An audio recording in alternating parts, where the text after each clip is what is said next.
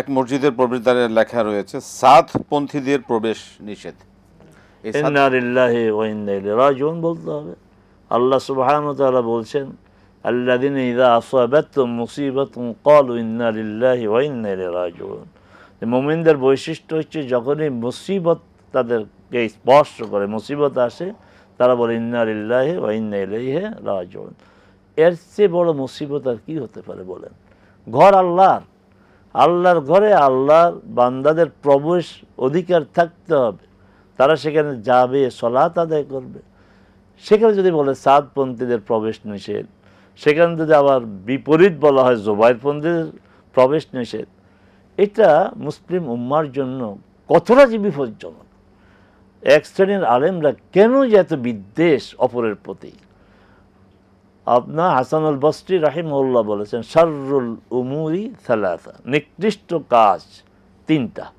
একটা হচ্ছে আল হাসাদ ওয়াল হিরস ওয়া হুব্বুদ দুনিয়া, হিংসা, লোভ, দুনিয়ার প্রতি আসক্তি।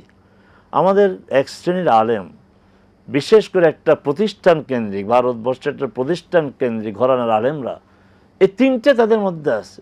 বিপরীত মতের লোকদের প্রতি প্রচণ্ড হিংসা বিদ্বেষ, এবং এই দুনিয়ার মানে প্রাপ্তির প্রতি প্রচণ্ড লোভ। লোভের কারণে নিজের আদর্শ সব বিলীন করে দিতে পারে। আর দুনিয়ার প্রতি মহব্বত তো আছেই। আল্লাহর রাস্তায় অনুরোধ করব, এই অপরের আপনার বিপরীত মতের লোকদের প্রতি হিংসা বিদ্বেষ পরিহার করুন, আল্লাহর ঘর থেকে এটা নামান। শুধু তাই না, আপনার কোনো কোনো মসজিদে লেখা থাকে যে এই মসজিদে জোরে আমিন বলা নিষেধ। কোনো কোনো মসজিদে লেখা থাকে না, ঘোষণা দেওয়া হয়, যারা জমিনে জোরে আমিন বলবেন তারা এই মসজিদে আপনার নামাজে আসবেন না। লেখা থাকে যে 10 বছরের নিচে শিশুদের মসজিদে প্রবেশ নিষেধ। আরে আল্লাহর ঘর যেটা আপনার কাবা, যারা এখানে হজ করতে যা দেখে, কত ছোট ছোট বাচ্চারা মায়েদের সাথে আসে, বাবাদের সাথে আসে, দৌড়াদৌড়ি করে। মসজিদে নববীতে রাসূল সাল্লাল্লাহু আলাইহি ওয়াসাল্লামের সময় বাচ্চারা আসতেন, রাসূল সাল্লাল্লাহু আলাইহি ওয়াসাল্লাম ইমামতি করছেন, হাসান হোসেন তার ঘাড়ে সরছেন। তার আপনি 10 বছরের নিচে বাচ্চাদেরকে মসজিদে আসতে দিবেন না? এই অধিকার আপনাকে কে দিয়েছে?